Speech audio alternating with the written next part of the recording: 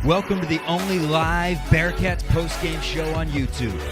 This is Chatterbox Bearcats.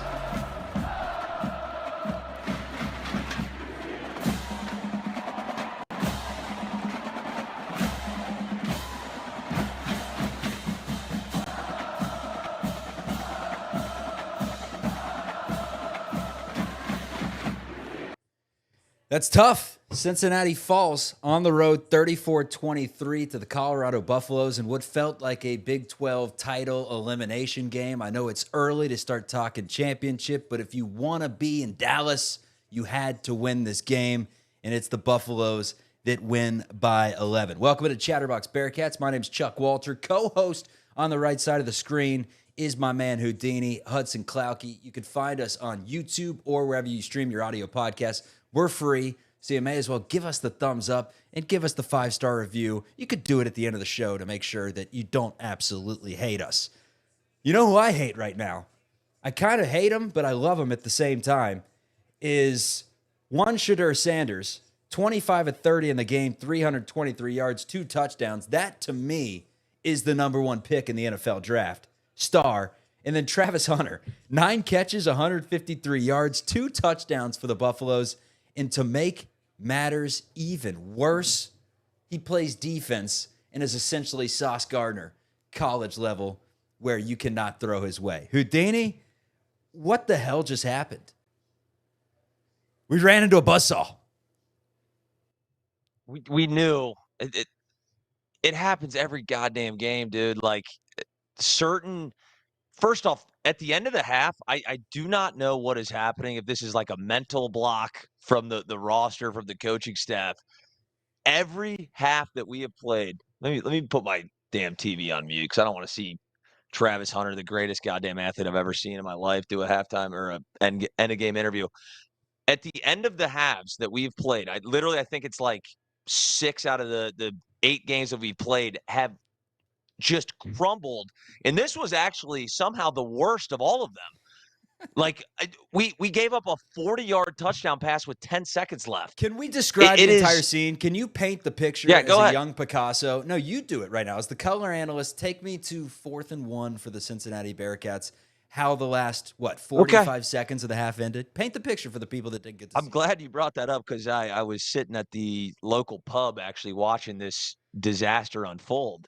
And I said, you know what, I better make sure to put notes on my phone. And I just said, this is literally the notes I got. It says, Sorsby with one of the most disrespectful reads on a 4th and 1.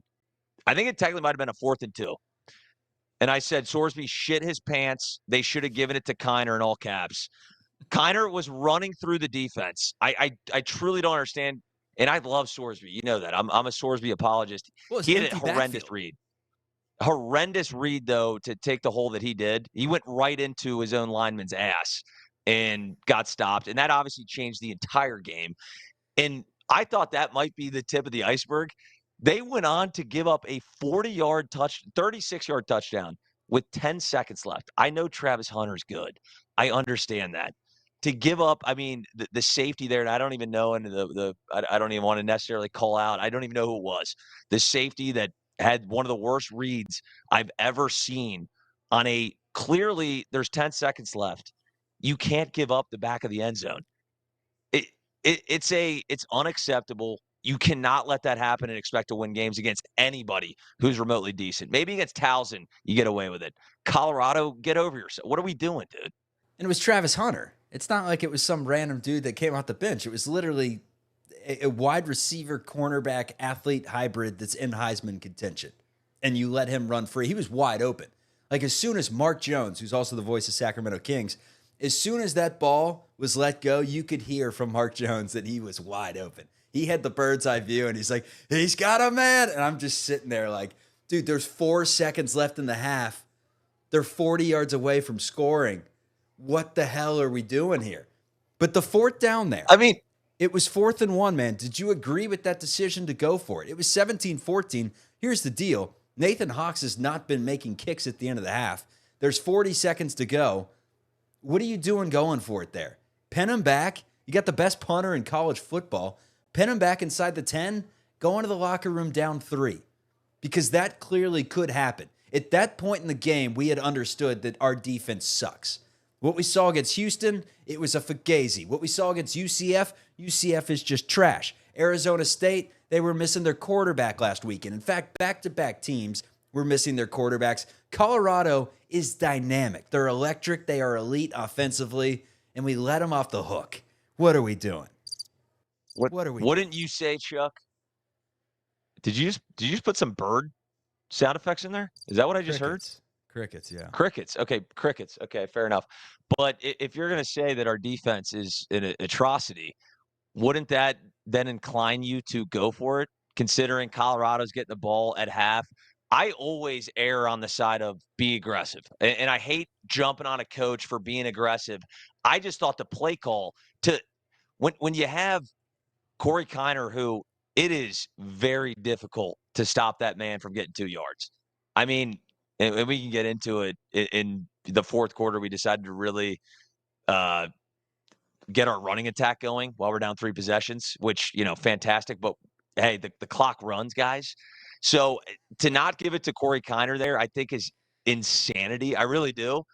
And again, Sorsby had a bad read, but I think that Satterfield sat there and goes, "Hey, are we going to stop Shedeur Sanders?" And if any Colorado guys, I'm sorry, I called him Shedeur. That's how it's spelled. I'm sorry, Shedeur Sanders. He was saying, "Are we going to stop this guy?" And they get the ball at half. So hey, we're going to go for it. And I don't penalize anybody, but to give up a touchdown after that, that's where I'm like, this is insanity. Like, what are we doing here? Colorado. Slug says the better team won. I find it hard to believe that there's a better team in the Big 12 than them. And we'll see with BYU, we'll see with Iowa State, but as of right now, Texas Tech, no, they're not better than Colorado. It felt like UC would have had to have played a perfect game offensively to win this one against Colorado because they were doing whatever they wanted. I mean, they had a touchdown called back for Horn throwing up the deuce sign. One of the dumbest things you'll ever see. The fact that that's a penalty, I get it. It's a rule. He should have been thrown out of the game. I agree. It's a disgrace. In my opinion, I was disgusted. I mean, I was with there was children watching the game. I was like, At the I was pub? covering their eyes. I go, this is Wow. sick. They No, must I serve was food actually late. I had bounced around a little bit. I had Okay. bounced around. I was at a family party initially, and then I started, cursing the TV. So I said I better head to the pub. But there was children, and they saw the do sign, and that can't happen. You know that, Chuck. Is that the best team in the Big 12, man? Based off what you've seen, they're hitting stride right now. One of their losses to Kansas State in a toss-up. The other one to Nebraska, who, based on the way they played Ohio State today, Nebraska is not a bad team whatsoever. Is this the team to beat right now? The Buffalo stampeding their way, and it makes me just it's a fascinating story. I remember Pat McAfee on game day, probably before their third or fourth game, like right after they got their asses handed to them by Nebraska. And he said, this is a make or break moment. If they lose this game today, I think it was against Central Florida. And he said, if they lose this game today, I think it's done. The cards are coming tipping down. The Deion Sanders experiment did not work. Since then, they've been winning, man. They look good. Sanders is a star. They got another Sanders on defense. I'm like, how many sons does Deion have on this team? Good God. Shiloh. Travis Hunter, 9 catches for 153 and just bottling up Royer and Xavier Henderson. I mean, Xavier Henderson in the game had 1 catch for 11 yards. And Xavier Henderson respected the hell out of Travis Hunter. There was a play there at the end where they were blocking each other, and then at the end he dapped him up. I mean, he wanted to I tell hope his kids so. one day that he dapped up a superstar. I mean, dude, they got a couple of superstars on their team. I think their defense has too many holes in it although they do have good pressure for sure. Too many holes in it to be a serious contender this season. But I think they're a contender in the Big 12, man. I think they could get to the playoff. I don't see why not. This conference is wide open. And unfortunately, barring kind of a miracle, since he's probably out of it, I mean, I don't expect this team, based off what we saw today, to win out. The thing is I don't think that Colorado is the best team in the Big 12, but they are going to have a very good chance of winning this conference, really just based on their schedule, right? Like they got they got Texas Tech. I like them in that matchup. Utah, Kansas, Oklahoma State. On the other hand, UC has a gauntlet. I mean, we got Iowa State and Kansas State, and West Virginia is no slouch either. We could easily lose that game. So this season could really flip on its head pretty damn quickly. And that's why this game was so massive. And I know you're saying the better team won, and obviously they did. I mean, they controlled the game, no question about it. There are certain points in this game that if UC played it differently, I think it would have really came down to last possession, and we didn't do that. I mean, we had a couple. I mean, Sorsby missed a couple guys. Sorsby was not electric today. He had a couple misses that ruined us.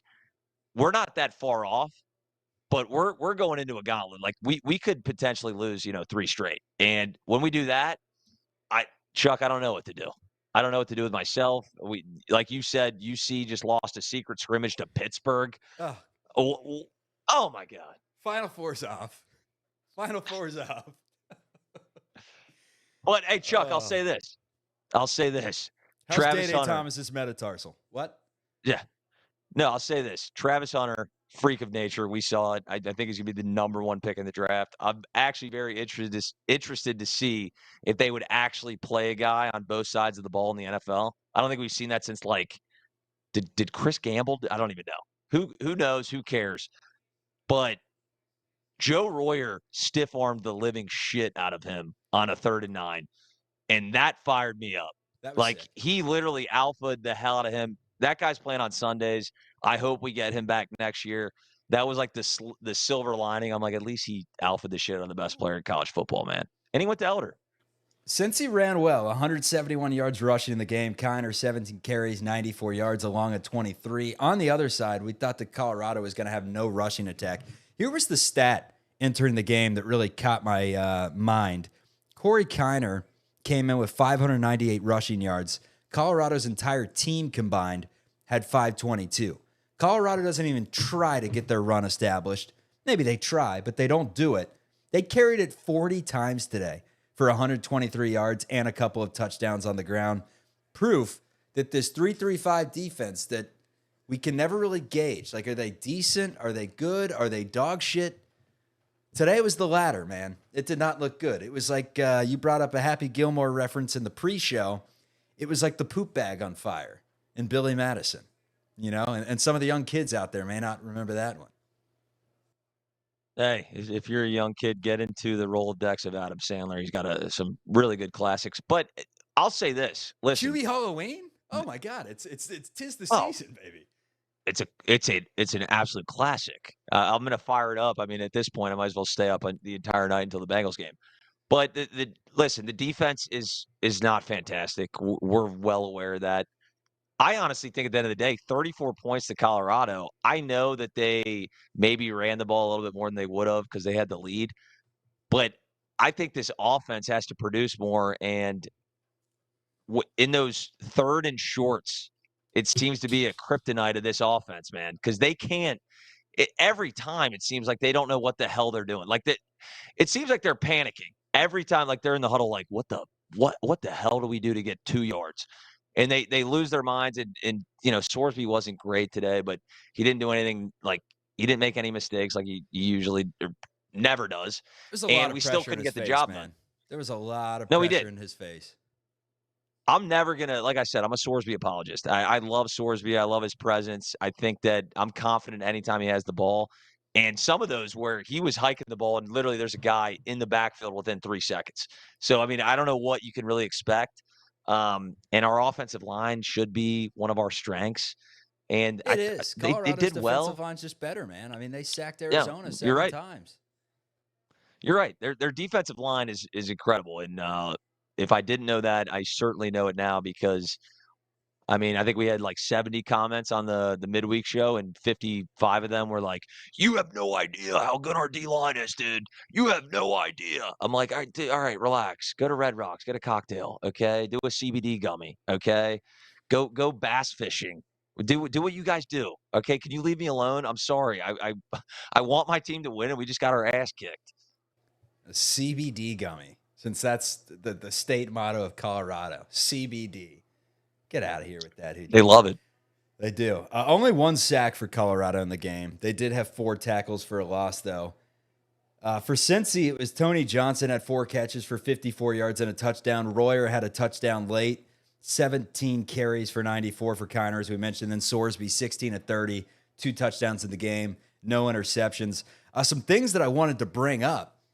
Evan Prater. I hadn't seen him at all this season at the wide receiver position on special teams day. He cracked someone, made me think that he could be a safety, but I think he's out of eligibility. So that's tough, but he had a big hit, and he was fired up, man. 0 turnovers for the Bearcats. They forced 0, and when you force 0 turnovers, you have 0 chance against Colorado when you're Cincinnati's defense. Like, that was the formula to today's game.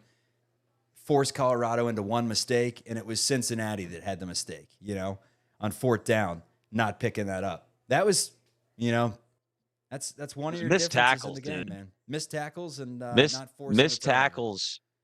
I mean, when you get, it's not rocket science. You get 2 arms wrapped around a guy and you can't bring him down. That's a problem. There was too many possessions where 3rd and 6, 3rd and 5, whatever, and they're wrapping him up, 4 yards short, and he busts another 12. Like, you got to make the tackles, man, especially when you're playing such an explosive offense.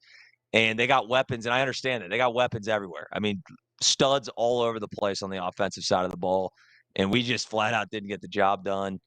And, I mean, Colorado's a good team, man. I mean, they really are. It would have been a lot better if we didn't shit the bed against, Pittsburgh and Texas Tech, and we're like, oh, we're 7-1. But we, like you said, we kind of kissed goodbye any potential of a Big 12. And that would have been a miracle anyway, but it's pretty much dead and gone at this point. I knew this one was over here's the deal. Every time I watch a game, I want to sit down on my couch. I want to have the popcorn ready, and I want to be watching this thing as it unfolds. I want the pregame sky cam. I want the introduction, and I never get it. I always have to watch 15 minutes of the prior game. We need a pact. We need the entire nation to get on board with this, to sign legal documents to change this. I was watching the end of Florida State, Miami. The cover wasn't even in question. It was 31-6.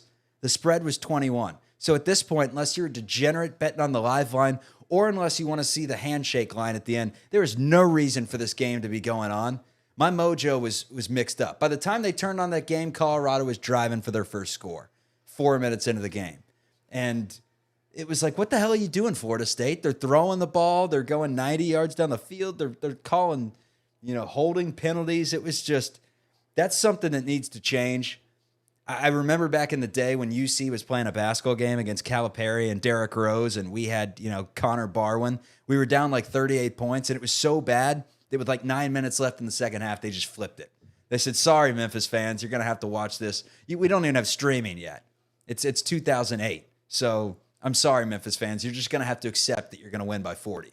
This Cincinnati team sucks. And that's what I felt tonight watching this game tick. There were like 9 people in the group. Like, what the hell's going on? Just flip it to the Cincinnati game. This is over. Rant over. But that's something that I think we should, as a country, figure out. Whoever's putting that on their ticket, that's who's getting my vote in the presidential primaries. Listen, that's what I was going to say. If they come out with we love the political ads. Somebody needs to drop one of those. Like, we will actually play the games that you want to see. I'm not even getting into Florida State. Florida State's one of the biggest dumpster fires that I have ever witnessed as a human being. It turned into, at one point, we're in the middle of a game, though, Chuck, during this broadcast. And listen, I love Warren Sapp. He's a Hall of Famer.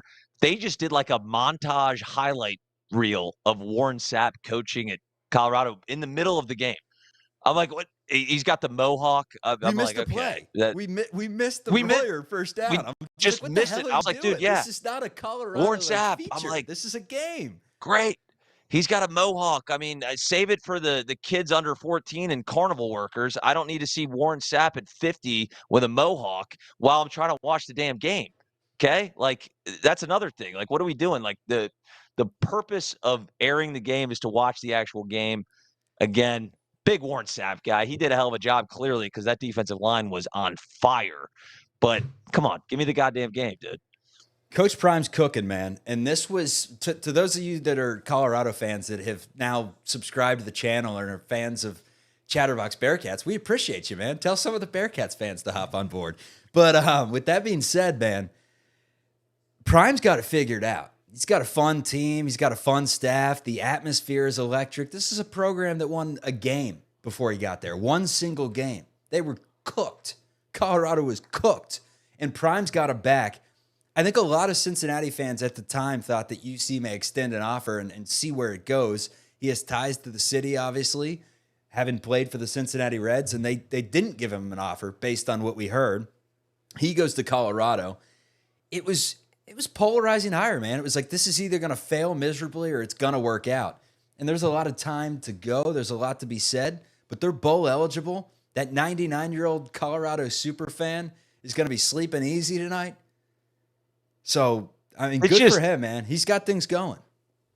It just made sense for Colorado to make that move. I don't think it made sense for UC. Like UC, Colorado was a shitstorm. I mean, like they were like the worst team in the then Power Five, and what better to do than make a splash, get Deion Sanders, right? You're guaranteeing you get his son who lived up to the hype and more.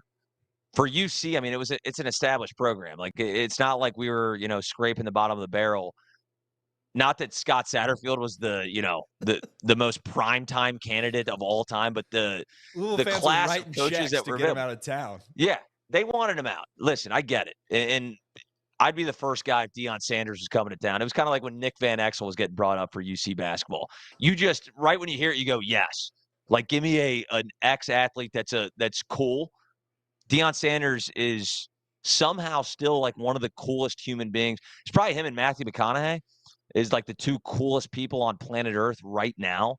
And it's insane. Like they're old and they're still cool. So maybe Chuck, in 20 years, me and you somehow we can, because we're cool now. We know this. But Deion Sanders, and have you seen his put the hat on. Have you seen his offer sheet that he sends in the mail to the kids? No. That he's offering?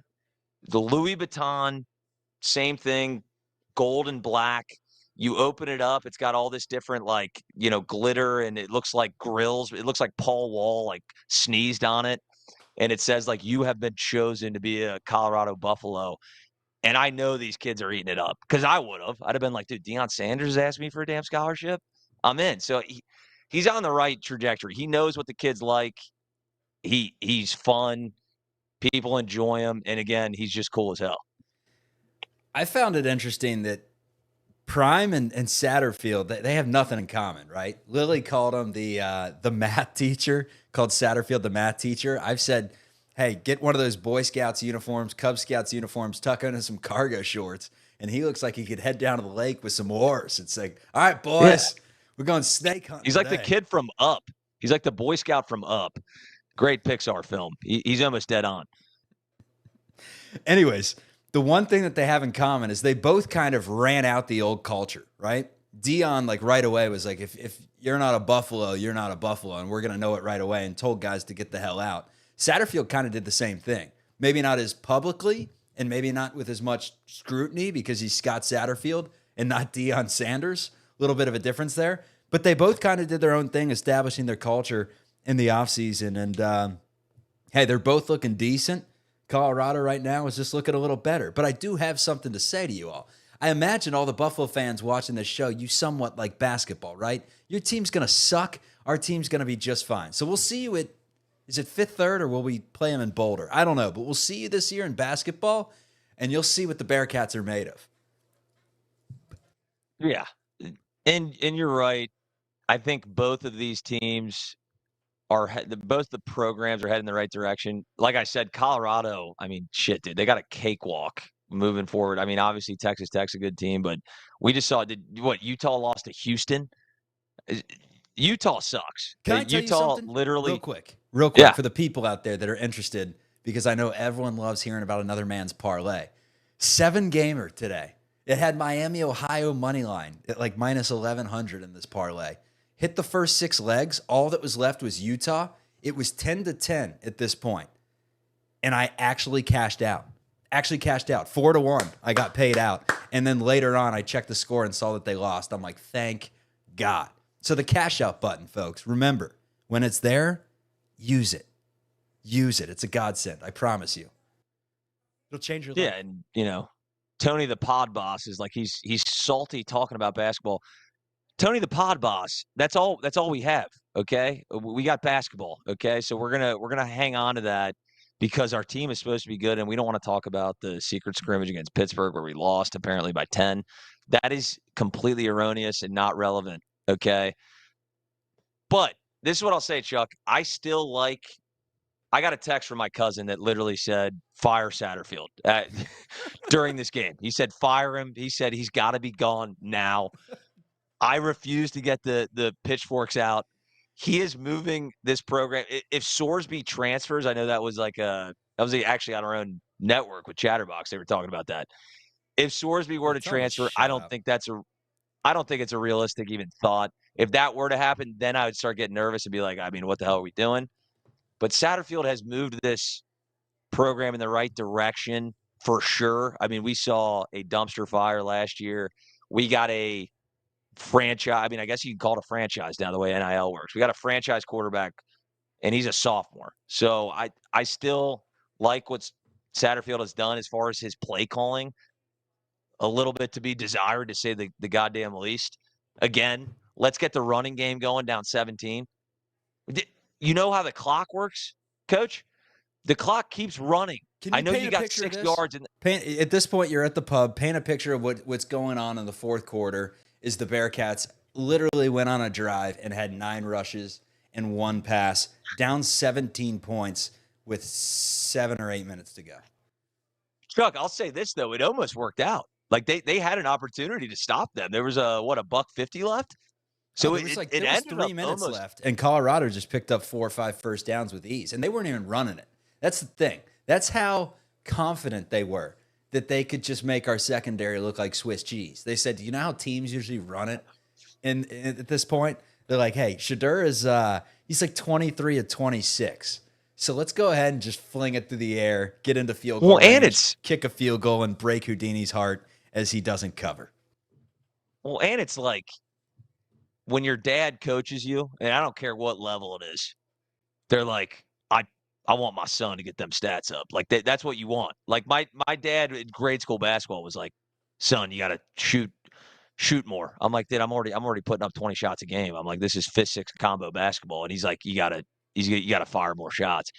And he's sitting there going, do I want to give the running back the ball? No. He's like, my son is going to sling this damn thing.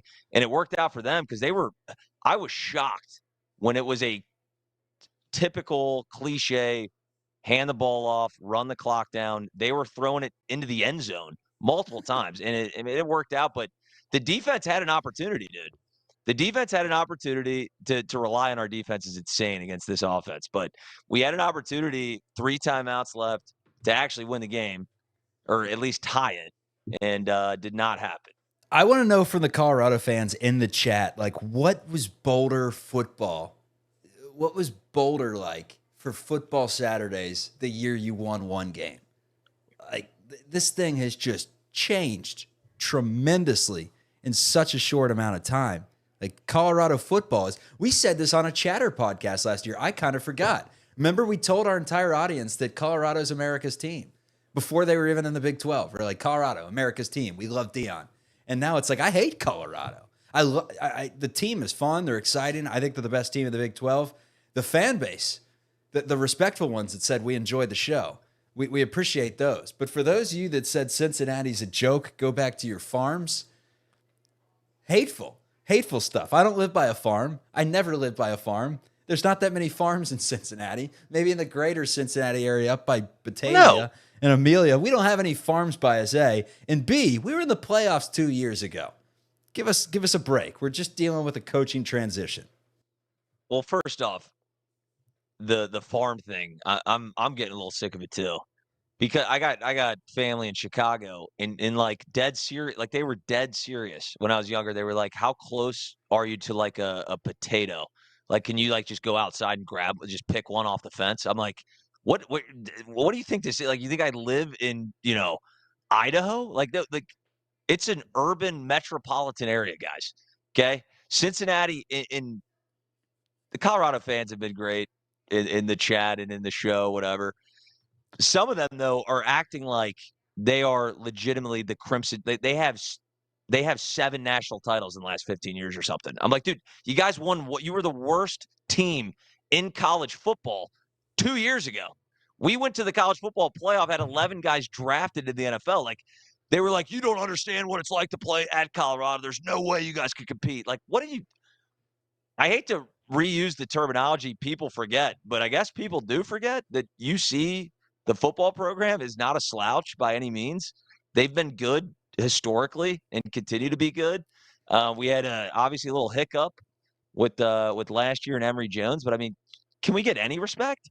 This That's game all I'm felt a asking, lot dude. like this game felt a lot like the college game day game at the bounce house when it was big time prime. It was late night. It was late as hell, last game of the evening, and UC came out and held their own for a little. I think Ritter was a sophomore, and then just got smacked at the bounce house. And it was like a year before Cincy was back. The next year, Sauce Gardner had that pick.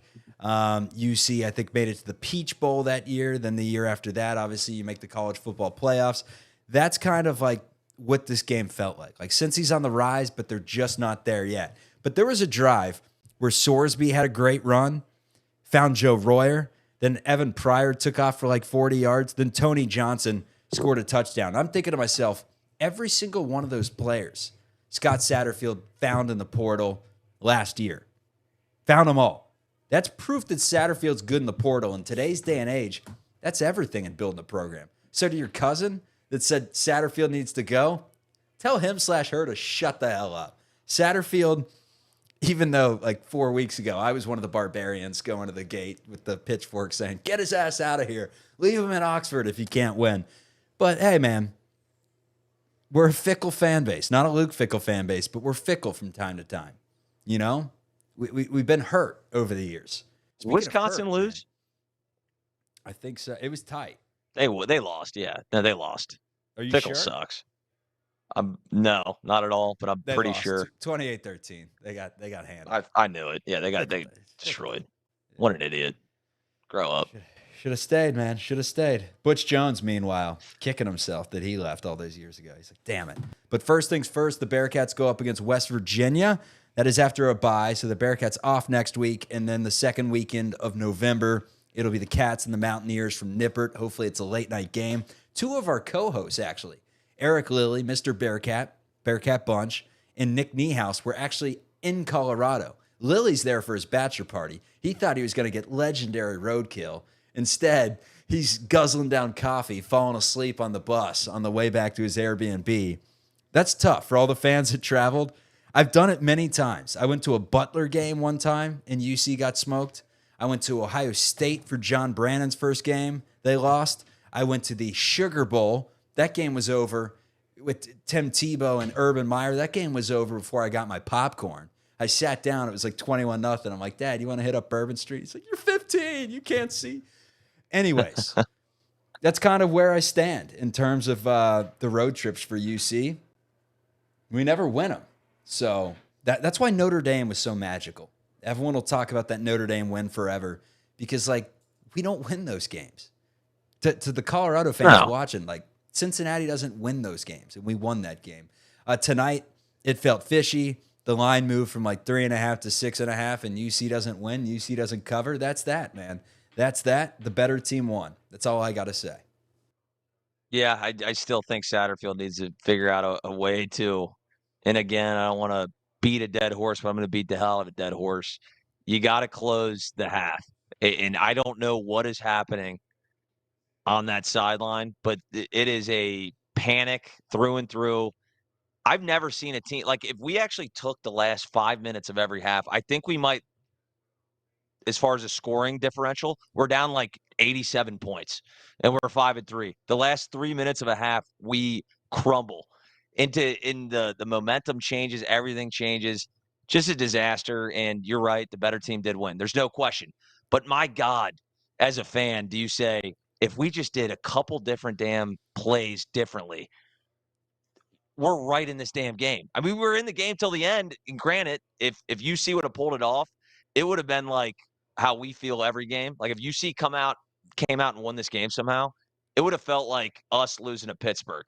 Like it would have been like they had no business. How the hell did this happen? Well, we would But have had to go for two Satterfield there and at the end. So, and you know how I that know would this have bull. ended. Let me tell you this. I didn't even want to get on this, Chuck. I'm pissed off you even brought it up.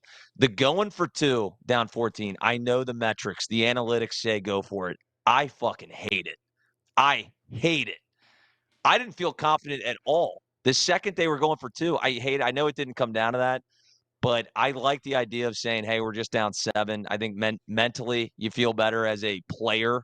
And I know it doesn't really matter what the fans think, Sorsby had a but I 50% hate completion rating, and you're throwing in that he wasn't, situation. yeah, exactly. So And he was why? The throwing to metrics would Travis say Hunter. just the metrics would say give it to Nathan Hawks. Did you not see this? Like, was he not throwing the ball towards Travis Hunter's guy way too much? I'm like, if we need a completion, dude, get He's the ball the bossy, man. hell away from a generational talent. I want him nowhere near a football. Okay, I want Travis Hunter nowhere near a football in any circumstance. And we were like trying to throw it to his guy consistently, which I thought was insane. But yeah, comes down to it. We came up short, but I still I like the trajectory of the team right now. And Sorsby came up against a tough defensive line, and I think that hurt. But it is what it is, man. We got to move on. Mountaineers. Mountaineers coming to town, drinking some beers. BYU 37, UCF 24. BYU's 8-0, number 11 in the country. The chat's saying BYU stinks. They keep winning, so we'll see about that. They're 5-0, the Big 12. UCF, the Gus Bus, Malzahn, he may be on his way out as they drop to 1-4 in the Big 12. Kansas State, Kansas was the game of the night. Kansas State, a late field goal. They hold on 29-27 to improve to 7-1, 4-1 in the Big 12. Baylor takes down Oklahoma State in a game of irrelevant programs right now, or at least irrelevant teams, not programs. 38-28 for two teams that at best will make the, give it to me, the Frontier Bowl, the Pop-Tart Bowl, the Cheez-It Bowl. The Frontier Bowl. Jesus Christ. Nobody's getting to that game. If they're taking Frontier flights, nobody's even going to make it. So it doesn't matter. Better pay extra for your suitcase, man. It better fit in. That reminds me, I was going to my bachelor party years back, and there was an Italian guy in front of me, and he was trying to shove his suitcase in that little like box that says it's the right size. And they're like, nope. It's like an inch too. He's like, come on. He's like, you serious? Like, eye test. Like, this is a carry-on. Like, it doesn't fit in the case. He was pissed. He's like, come on. They get so mad. They get so mad. Like, it's almost like you're about to be arrested and like taken, like extradited to another country if that little thing doesn't fit in the when you're checking into your flight. They're like, I'm like, I swear to God, it fits, man. Just give me a minute. And they're like, it doesn't fit, brother. Put your arms behind your back. I'm like, come on, guys. We're all in this together. TCU I 35, digress. Texas Tech 34. TCU improves to 5-3. Texas Tech drops to 5-3. West Virginia trounces Arizona. The Wildcats have been disappointing. 31-26 in favor of West Virginia, who improves to 4-4. And then Utah, man. One of the favorites in this league is now garbage. They lost to Houston. Houston, a team that I thought had many problems and wouldn't win a Big 12 game this season, has won 2 of them in front of about 75,000 fans. I actually want the official number because I saw a post that was like, oh, Big 12 football, we should be scared. It was the final number in attendance. Give me an over-under. 28,251. That is tough at TDECU Stadium for that ESPN Plus Titanic struggle. And then the final game in the conference, the Cincinnati Bearcats fall to the Colorado Buffaloes 34-23. All right, that does it for Chatterbox Bearcats, everyone. The good news is we have basketball shows coming up here soon. As soon as November starts, so does Wes Miller and the number 20 Cincinnati Bearcats. Everyone have a great night. Houdini, thank you for staying up until 2:30 in the morning for a post-game show. You tired? Yeah, I'm beat to hell, brother. I feel like I just went to war. I got to get some sleep, but appreciate you guys coming in. Chase Wellman, Wyatt Rabbit, the guys in the chat, man. You guys were electric. Appreciate you joining the show. And yeah, we'll do this all again.